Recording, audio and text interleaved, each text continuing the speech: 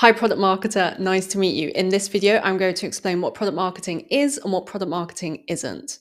The goal of this video is to explain as simply as possible what product marketing is. And as a bonus, at the end of this video, I will explain what makes an exceptional PMM versus a mediocre PMM. Throughout this video, I'm going to use the words product marketer, product marketing manager, PMM interchangeably. So just in case you're confused, they all mean the same thing. Firstly, I'll tell you what product marketing isn't. Product marketing is not the product manager puts a feature or a product on the shelf and then we take it off the shelf, saying that basically they build whatever they want, they put it on the shelf for us to sell, and then we market and we sell it. No, that's just too basic. That is not product marketing. Product marketing isn't even marketing the product, which is counterintuitive to our job title, because if you work in a mid-size to large enterprise organization, there will typically be a dedicated marketing team who then markets the product. So it's not even marketing the product. You know what product marketing is not? Product marketing is not an overlapping role. So this image is kind of rife and kind of known within the product marketing world, which is like, we are an overlap of product marketing, sales, and customer success. Oh my God. For me, this is old and outdated. It really, really is. And it's super, super not useful because as I explain in this LinkedIn post, and I can link it down in the notes below, is if people believe that the PMM function is incorrectly an overlapping role, they will remove any duplicated efforts in the round of layoffs. We are our own standalone function and should be positioned that way. Basically, that means if people think that we are just a duplication of what's already happening with other teams and what they're doing, and we just duplicate some of the elements, then when it comes to a round of layoffs and they want to cut costs, who do you think's getting impacted? Well, not me, but it might be other PMMs, man. And I'm just like, I am refusing. So here's the thing. And this is where I would show this. So if you're ever going to show like a visual of what product marketing is, I would highly recommend showing this, but with showing the hubs of other teams. Let me explain. So the way that I show this, and as a new and accurate way of explaining product marketing, is saying that we are a hub that then works with the product development team. So the product development team are like these ones. So product manager, developers and designers, customer support team. The go-to-market team, which are sales, sales engineers, customer success, marketing, comms, and PR. So basically people who get the word out to the market and the people who build the features and the products. Now, some people have said, well, Hattie, like this is a hub, like PMMs are a hub. Well, what about the other teams? Don't they see themselves as hubs? And I'm like, yes, they do. It's how I see this is like, imagine if we're a city. Imagine if we're the city of London, right? Let me pull up map of UK. So if we are the city of London, let's say product marketing is, let's pull up this map because it's nice and colorful. So let's say this is product marketing, right? And I had all of these little train tracks to the other teams. Now let's say the train track takes us up to the East Midlands, and this is sales. So then sales has its own hub. And then they have train tracks going to customer success and they have their own hub. And basically, we are different hubs that all work together as the company. So this is the company and this is the country. So all of these cities and towns work together harmoniously to work as the united front of United Kingdom. So when I say that we are a hub, and they're like, yeah, but other sales team, like the sales teams, see themselves as a hub. It's like me saying London's a city, Birmingham's a city, but Birmingham sees themselves as a city. How can you be a city? It's like we are all cities, we are all hubs, right? So this can be sales, this can be customer success. We are all hubs of our own district, of our own tasks, of our own people, and therefore we work harmoniously with other teams, other hubs. So then I could connect this to like and be like, this is your hub. This is your hub over here. And this is your hub. And this is your hub. And this is your hub. And we work together with our own hubs, but therefore we do not duplicate each other's work. We work as standalone cities and functions and hubs. Standalone, separate. You know, we are not a duplicative, like we don't duplicate tasks. And therefore, this is why I highly recommend reading this post. I'm going to link it down below. because we need to do a better job as PMMs to educate the market, educate who we work with, and educate recruiters, especially who just come at us with like different tasks and be like, oh, we just need sales enablement. And it's like, that cannot be done without research. That cannot be done, blah, blah, blah. So basically, this is the way that I would recommend showcasing product marketing. And then if they're like, yeah, but you're a hub and we're a hub, and it's like the United States, man. Like the United States has so many states, and it's like someone saying, yeah, but we have one state, how can we have so many others? It's like, yeah, like that's how it all works, that's how everyone works together. Like this is like the company, and all of the cities work together as their own hubs doing their own things, but you can go to different ones and they work in different ways, but they all work together because they're all bound by being American. The same as like this and our different teams. We're all bound by being the same part of the same company. We are all the same company, and we're all working to the same goal, was to make sure that our company outcompetes other companies. And for example, there are countries who want to outcompete other countries from GDPR. I mean, GDPR, from a GDP perspective, in terms of the gross domestic product, the money that they make as a country. Same as us as a company, right? We want to outcompete other companies to make more money, make more ARR, and therefore we work together. And the minute that you relay that product marketing brings everyone together and helps other teams to hit their goals, then that's like, in my opinion, the perfect way to describe what product marketing is, and not as an overlapping role. For the love of God, not this. Thanks for coming to my TED Talk. People have even argued whether product marketing is even marketing. Some people say we're business strategists, some people say we're more consultative.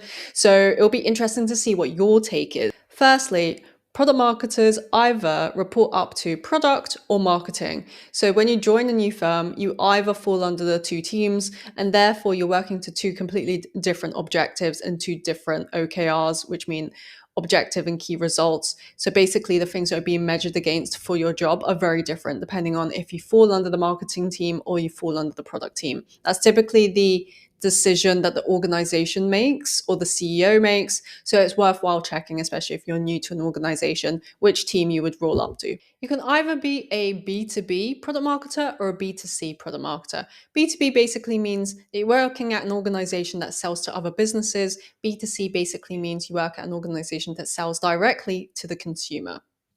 Product marketing is about making sure the right people understand why a product matters and how it helps them. So basically, everything that we do is aligned with making sure the right people, basically our ICP, our ideal customer profile, truly understands why a product matters and how it helps them. What is the value that it's giving them? What is the pain point it's addressing? So everything that we do under product marketing rolls up to that, in my opinion. So if I was going to explain very simply the kind of breakdown of the two teams that we work with, they are the product development side and the go-to-market side. Product development are the developers, the product managers, the people who get the products and the features built. We enable them. And also we work with the go-to-market side. So it's the people who allow us and help us to get the word out to prospective customers and to our current customers to make sure that everyone's informed about the products and the features that we're building. So we as PMMs help the product development team by providing them with intel, which is super important for them to take into account. And also we make sure that they build the right things. So for example, if we are doing customer interviews or we're doing competitive intel or we're doing market research, then we can provide our findings to the product development team to make sure that they take that into account, because they might be busy doing their own customer interviews, which PMs typically do, but they do it on the technical front, or they do it from a perspective of figuring out where are their bugs, or they're doing it from a perspective which is like typically more product lens, especially if you are a PMM that falls under the marketing team at your organization. they're probably thinking about very, very different objectives compared to us. So it's worthwhile us doing the research, but providing that intel to them so that we make sure that the information is being spread and being used accordingly to make sure that the best features and the most high priority, high leverage features are being built that can move the needle the fastest. Then when it comes to the go-to-market team, we help them make sure that they use the best marketing channels in order to get the word out about what we're building. So basically, they get the product out to market so then they can sell it. So whether that's a feature or a product, the goal of the go-to-market team is to make sure as many of the ICP's eyeballs understand and see the new feature and see the new product and are therefore more likely to buy. So as part of the go-to-market team, the sales team are involved, the marketers are involved, the growth marketers, basically everyone who can help. So whether there are field people, so like field sales, or ABM people, so that's account-based marketing where they're doing one-to-one pushes with very large enterprise organizations. It's all about the go-to-market. It's like, get it out. Like, just get people to understand what the heck we're building and what we just built or the new product that's coming. So then we can make money from it. So depending on the size of the organization that you work at, we also get the organization hyped up about a new product or feature that's coming out. So if it was a startup or a mid-sized organization, maybe up to, 300, 400 people, I would recommend, well, I have used Slack in order to really put the word out, use company update meetings to just get people hyped up so then they can start selling it. And then the whole organization is behind this new feature build or this new product that's just landed in the market. And I would say if you're in an enterprise organization, it's worth telling your immediate teams. So then they are the ones who then act on this new feature. So basically the PMM, we get the whole organization rallied up together and we convey why does it matter and what is like basically we kind of need to justify why did this organization spend so much money and resource in terms of people in order to build this thing, and what is the potentiality and the potential revenue that can come out of it. And I think speaking with gusto, so speaking like you actually care, which I'm sure you do, but I think a lot of people miss the whole sales piece, which is the communication piece. And this is where I'm such a big fan about how do you build your internal authority internally at an organization that you work at, because some of the times with product marketing, and I'm going to relay this in the bonus later as well, it's not always about the information that we have, but it's about how we convey it. So if you want to learn more, check out productmarketers.com. It's a community that I've built where we share learnings and help each other to build our internal authority within an organization as a PMM. So that way we're able to have better cut through and also be seen as super valuable within our organization. Basically, the purpose is we get everyone ready to support our launch, to support this new feature or this new product that's going out to market. Because the more that we can get other people on our side and on the side of this new feature and hyped up to start selling it, the better the results will be. So it's not just being like, oh, I just made it and here you go. Like, there you are. Good luck. It's kind of like, no, you have to like get that oomph. Get that like sales sort of like, come on, let's go, like let's get ready, let's hype each other up. And that's why I feel like the PMM is the perfect person to do that, because we have all of the context. We have the technical context from the PM, we have the marketing knowledge about what is the plan and like the go-to-market plan that we've put together. We know what we're doing, right? So it's about relaying this and showcasing the value so then we justify why all of the resources and expenses have been put into this feature build, and therefore we're like, here is the potential ROI, let's get after it. So the main two goals that typically a product marketer works towards is either making more money, so revenue and sales, and making sure that we get more customers, more prospects through the door, more leads signed up so then they can see a demo, see a trial, speak to a salesperson, whatever. Or the second is product adoption. So we get more people to use the products, more people to use the features on a daily or weekly or monthly cadence, depending on, whatever the goal is for the feature or the product. And by cadence, I mean time frame. And basically by improving product adoption, we reduce churn. So basically, by reducing churn, it means that we save customers who would want to cancel and no longer want to be customers. So we either make more money or we save the money that we've already obtained through the customers that we already have. So it's either one of those two that we're typically working towards. So then you've probably heard of activities or tactics like messaging, positioning, competitive intel, sales enablement. These fall under the two buckets that we're working towards, and then the holistic point of view, which is making sure the right people, our right ICP understands why they should use it, how this solves a pain point, and basically why is this useful to them. So we as a PMM, we figure out the value. We do the customer research and the interviews. We do the market intel and research. We figure out what our competitors are doing and what they're building and what their roadmap is like. Basically, we kind of become a bit like a stalker and also a bit like nosy, like spies, because like for me, I've always kept up to date about competitors to make sure that I'm always like, oh, I'm seeing what they're doing. And then I relay those learnings to our team and especially the technical product development team, because they will be basically know the inner workings of other developers and be like, oh, we understand that it's because XYZ.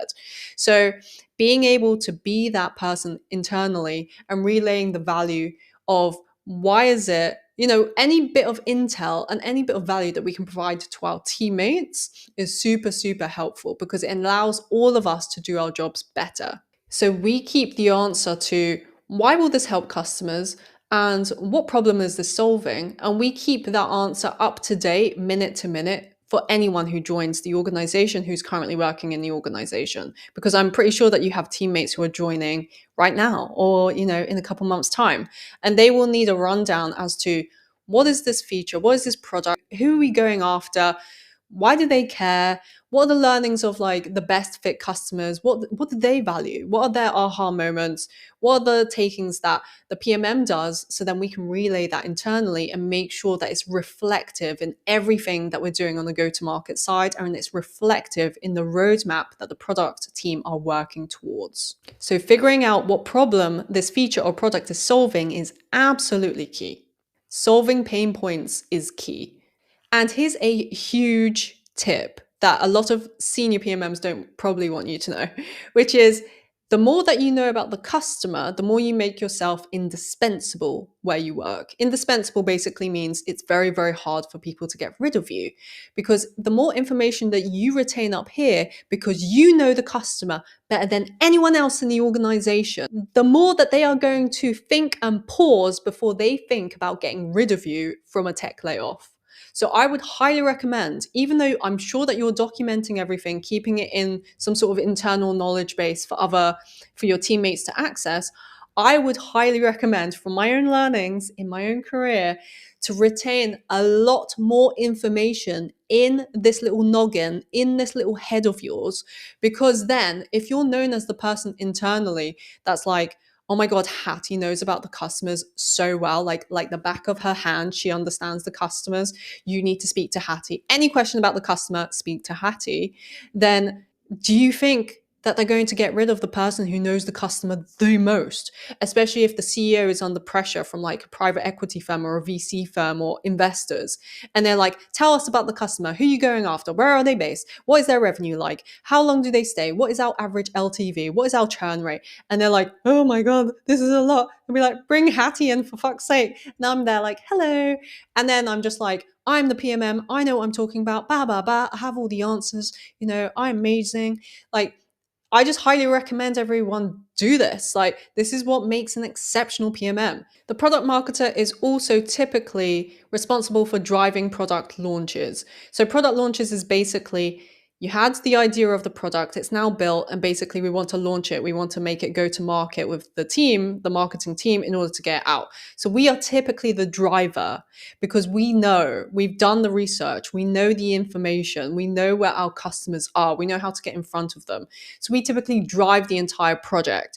And again, this is where like the market has deemed PMMs in an incorrect fashion, where some organizations see the PMM as a project manager and we are not. And there is a right way of doing it and a wrong way of doing it. So make sure that you're just not acting like a project manager, but you're driving the entire launch.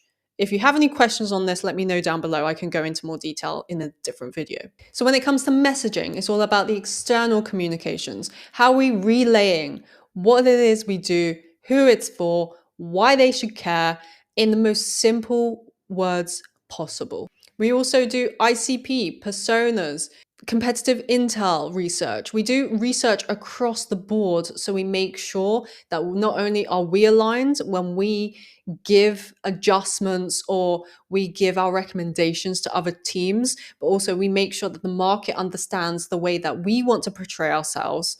And also, we make sure that everyone internally is singing to the same hymn sheet. Everyone is saying the right thing. No one salesperson is like relaying what we do differently from another. We have the same messaging. We're all on track. We're all just like, you know, that geese formation where geese fly in a V shape?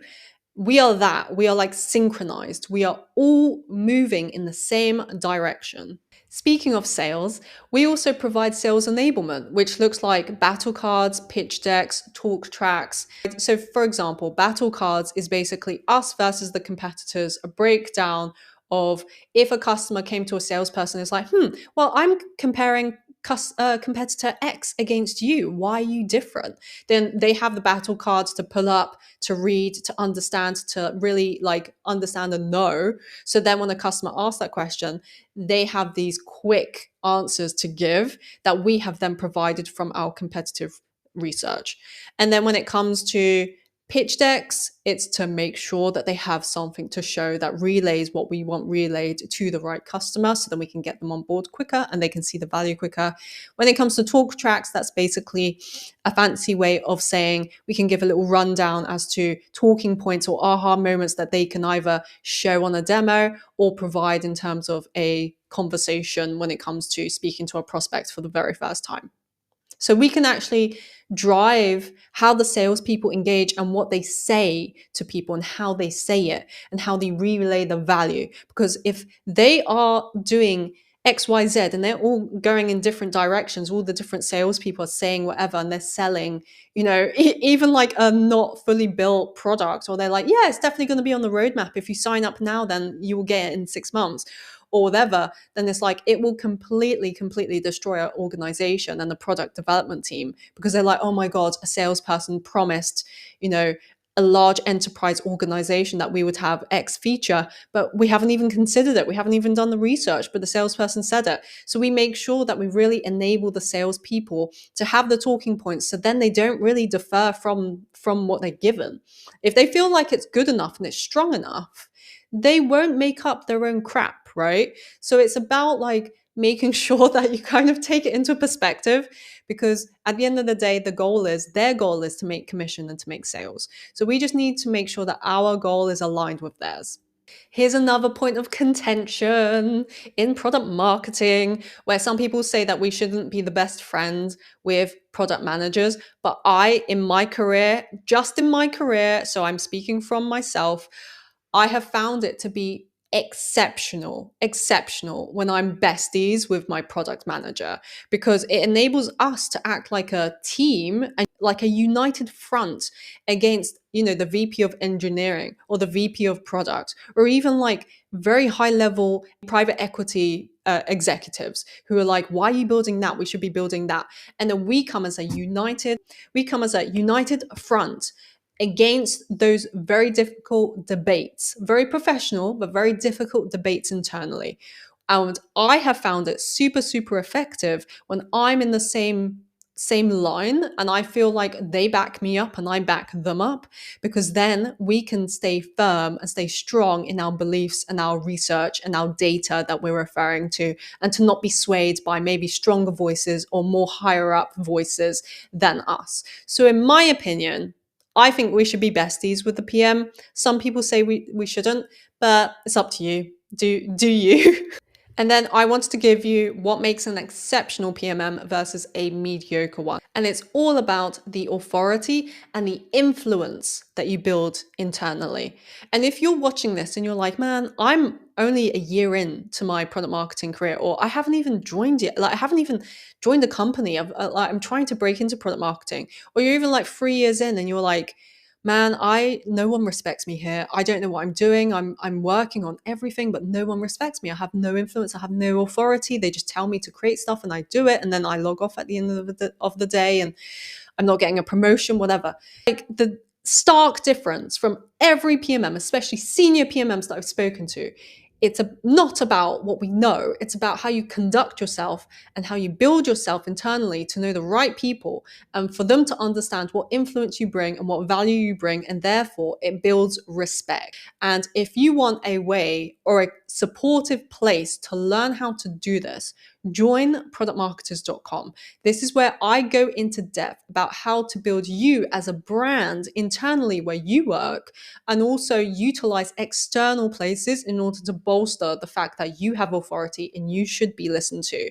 Because here's the thing, it's not about ego, it's about getting results. I explained earlier in the video, if we get everyone ramped up and hyped up for a new feature or a new launch, that we are able to improve the success rate for a project because people understand what it is we're bringing, but also they like me, and therefore they want to actually help out and they want to be seen as doing good work as well. So it actually improves the success rate, our success rate as a product marketing manager within the company, and the value that we provide. So it's not all about me, and how I feel, but at the end of the day, it's about the professional, like the professional impact we can have in our career through the use of how we build influence and how we build authority. So that's the difference. And I'm telling you, 100% categorical. I've done conference speaking gigs, but the last one, a very, very senior director level product marketing manager came up to me, 15 years plus in the game, and was like, I still find it hard to ask for promotions. And I'm like, what is happening right now?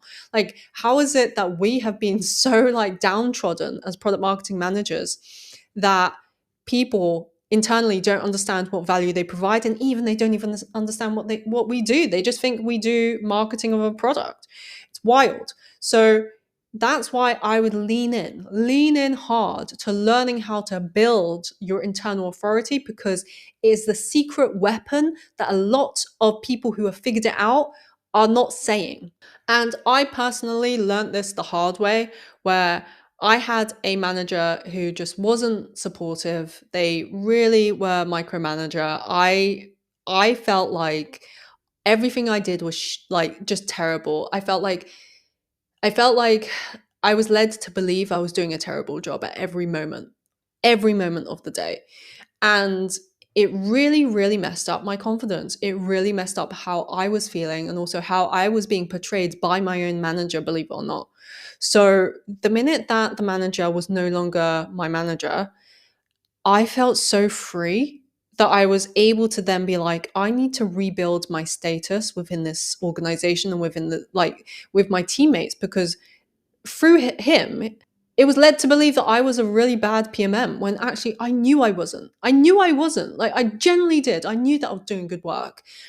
But I realized that it wasn't just about doing good work, it was about how people perceived it, and he was relaying it in a really bad way. So I was like, I need to take control of my brand, of me.